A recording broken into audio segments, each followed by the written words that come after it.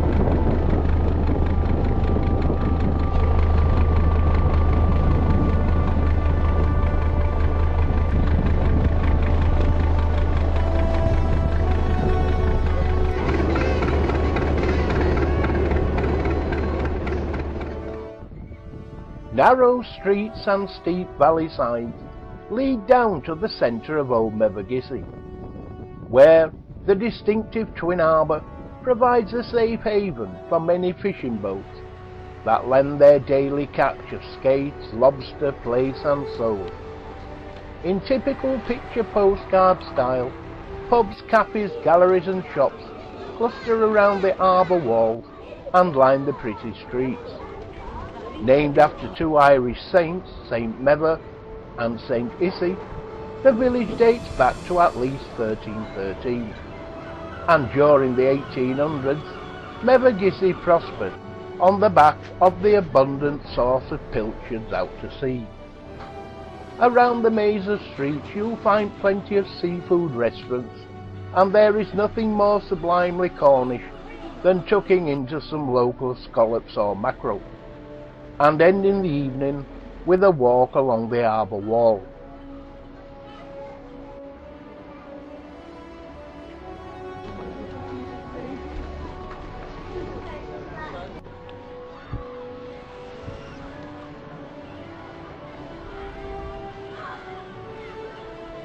Lyme Regis boasts breathtaking scenery and a special mystique, making it a sparkling resort for all seasons. Its historic cob and harbour are iconic features, set against moody blue cliffs, yielding fossilised evidence of a life on Earth millions of years ago. Situated at the heart of the Jurassic coast, Lyme Regis is a major centre for fossil collecting, recognised and acclaimed worldwide.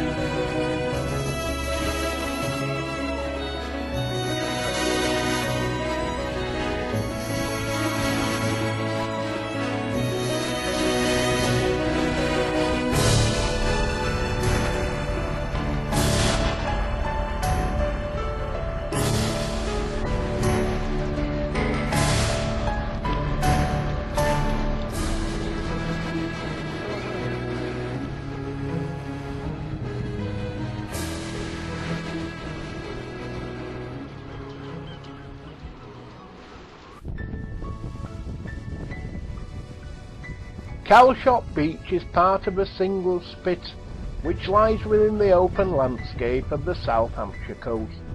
It offers panoramic views of the Solent, Southampton and the Isle of Wight.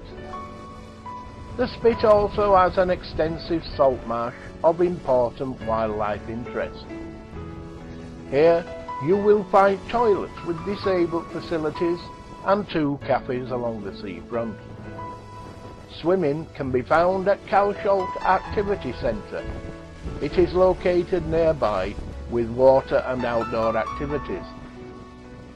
There's a walk from Calshot Spit to Ashlet Creek, and car parks are adjacent to the beach.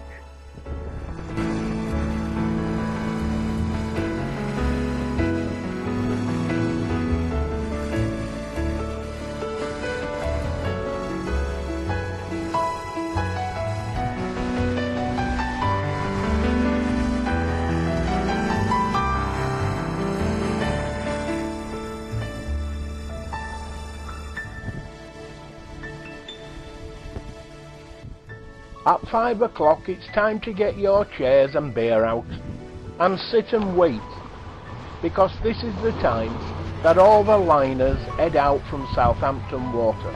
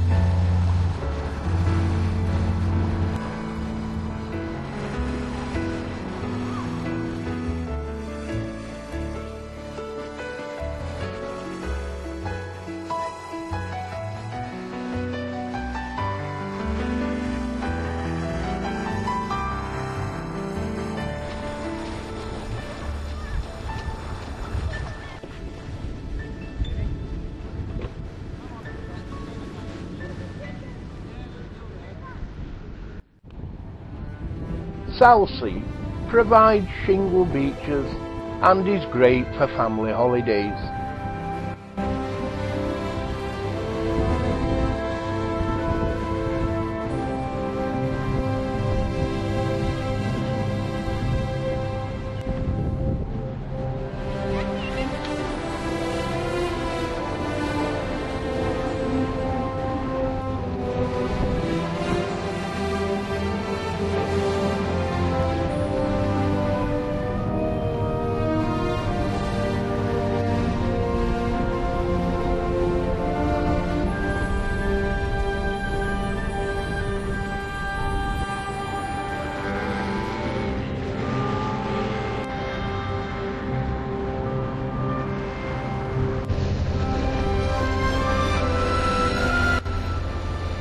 Hover Travel provides the fastest Isle of Wight ferry service across the Solent and is the world's longest running and only commercial hovercraft operator in Europe. So join us on the hovercraft for a day in the Isle of Wight.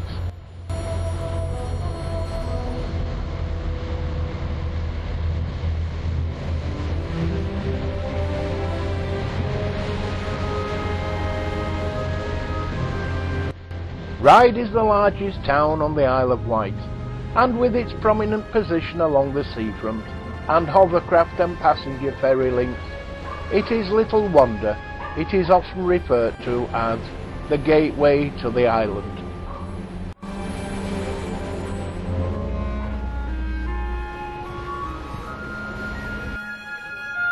The coastal resort of Shanklin is located at the southeast corner of the island, at the southernmost tip of Sandown Bay. The town is well served by the railway, which connects to the high-speed ferry terminal at the top of Ryde Pier. Shanklin is most famed for its good weather and the pretty old village which is located on the south side of the town, towards Ventnor and Bonchurch. The village is extremely pretty, and most tourists head to the area for the thatched cottages, quaint shops and old-fashioned tea rooms, which not only offer cream teas, but seafood specialities and attractive surroundings.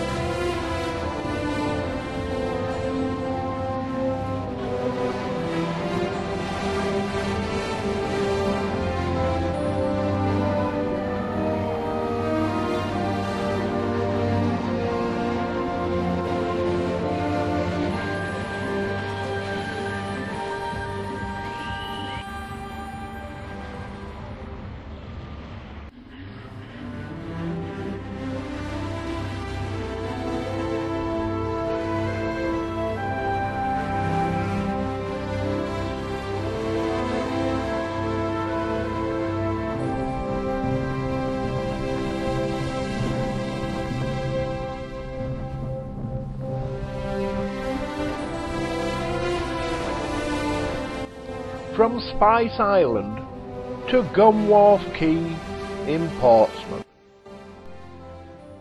The point is also known as the Spice Island, the origins of its name lost in the dim past. Maybe it referred to the smell of spices being unloaded, or a reference to the spicier side of life at the point. The area was separated from the city by King James's Gate, and was filled with eating houses, cook shops, drinking establishments, pawn shops, brothels and tailors, and all manner of services fulfilling the needs of all those who had business with the sea. Because the point was outside of the city, it wasn't subject to the bylaws of the city, and therefore the drinking dens could stay open all day. There were numerous drinking dens and coffee houses in Portsmouth as a whole, but half of them were crammed into the land at the point.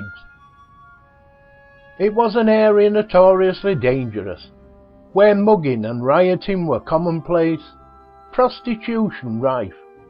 Press gangs roamed, and filth and disease a constant companion.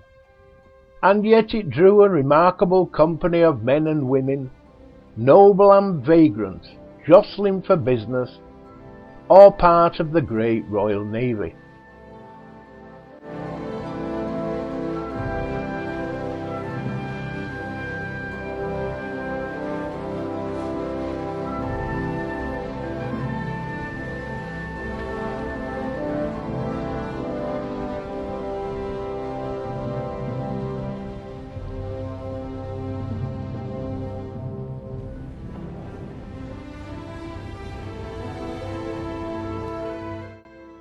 Maybe the narrow cobbled streets and pubs, or the bustle of fishing boats, ferries, pilot boats and yachts. But the point has a timeless feel to it, and is a perfect spot to immerse yourself in a little of Portsmouth's amazing history.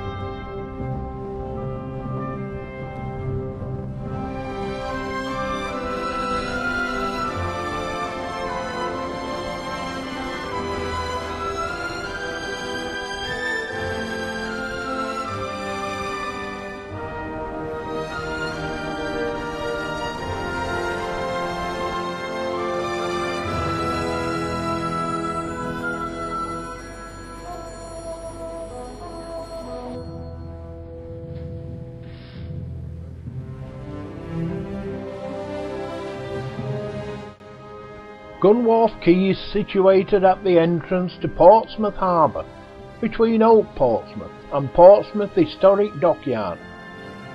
The land Gunwharf Quays has been built on is steeped in history. The site has had a varied historical background, with the site being used to defend Portsmouth as far back as 1526. The Gunwharf site has been incrementally reclaimed from the sea as time has passed. The site which Gunwharf Quays was built upon was the first main ordnance yard for the Royal Navy and was established in the late 17th century. Nelson's Gate, which was built in 1803, has been retained as part of Gunwharf Quays, and so too as some of the original boundary wall.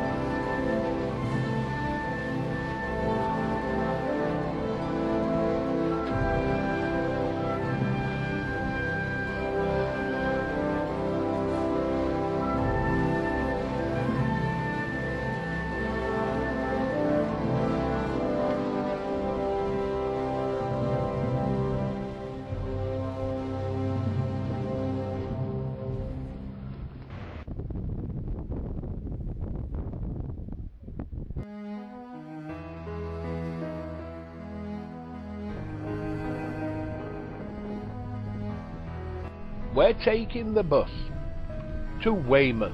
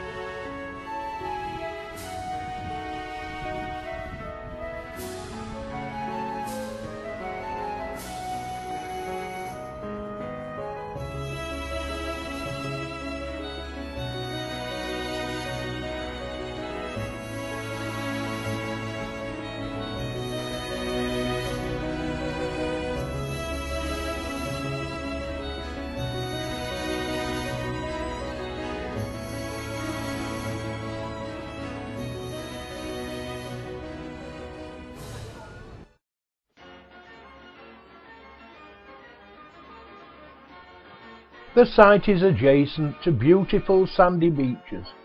Nearby Eastbourne is worth a trip for its shops and pubs. The open and level site has 200 pitches and 3 amenity blocks. Facilities include washing machines, a parent and child room, children's play area and recreation hall. There is also a well-stocked site shop. The area is steeped in history. The Normans landed here in 1066.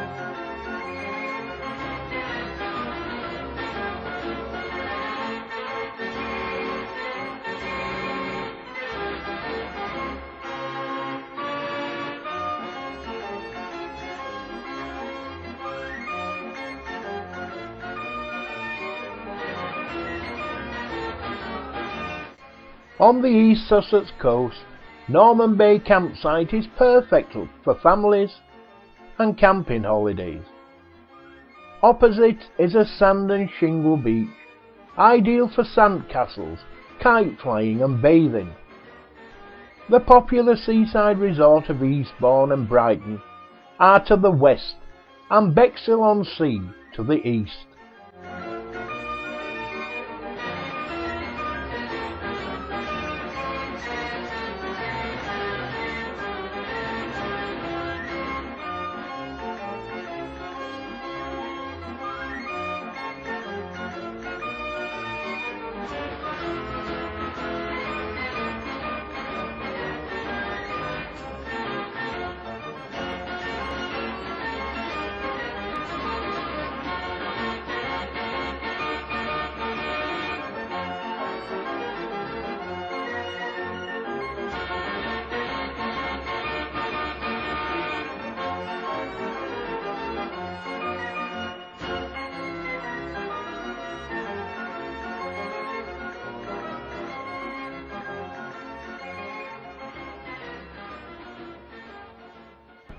Paignton in Devon is a holiday resort on the South Devon coastline.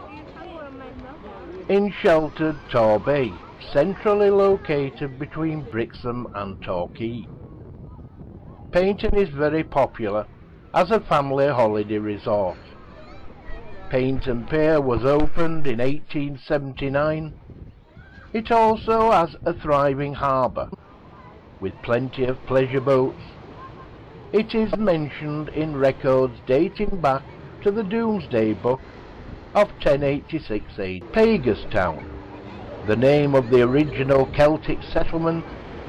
Paignton was a small fishing village until the 19th century, when the Paignton Harbour Act led to the construction of a new harbour in 1837. It was around this time that the modern spelling of Paignton appeared. Well, we'll have to dash now. We've a train to catch. We're heading down to Kingsmere so we can cross the river to Dartmouth. The scenery on this picturesque line is breathtaking. From Paynton, along the spectacular English Riviera coastline, to the picturesque stations at Goodrington and Churston, then on through the wooded slopes of Longwood, bordering the Dart estuary, to Greenway Halt, for the estate of the late Dame Agatha Christie, and on to Kingsware, from spotting dolphins to seals, kingfishers to buzzards, pheasants, herons and egrets. The wildlife is superb. With such a varied range of scenery and wildlife, this is one of the finest heritage steam railway journeys anywhere in Europe.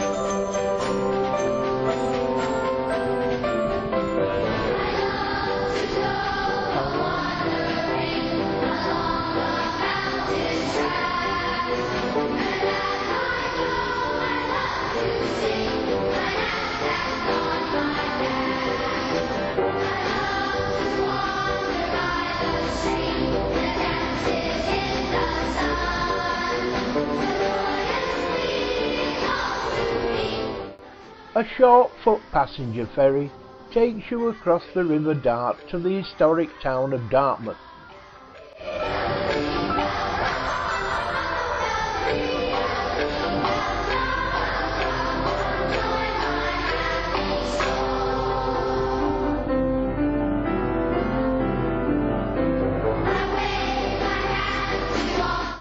and on to Bayard's Cove, Butterwalk and Dartmouth Castle, England's first castle to have guns as its main armament.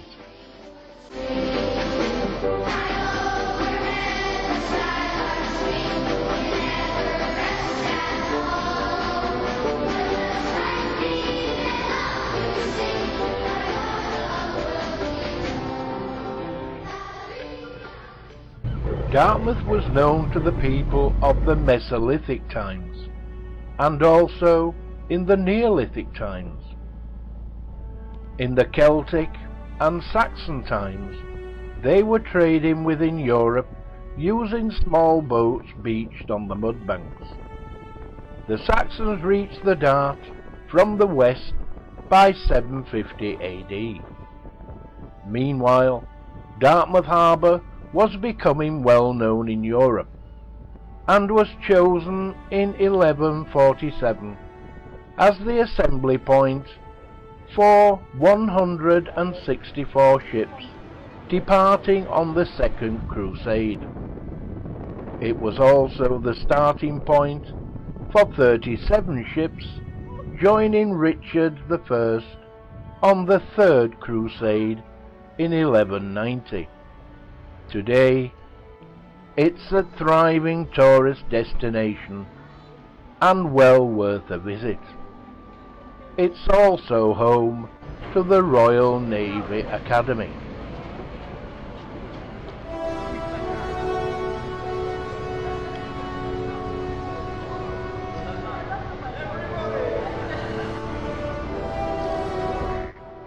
Totnes is a small market town with a fascinating history and culture in the heart of beautiful South Devon, surrounded by beautiful countryside and set on the River Dart.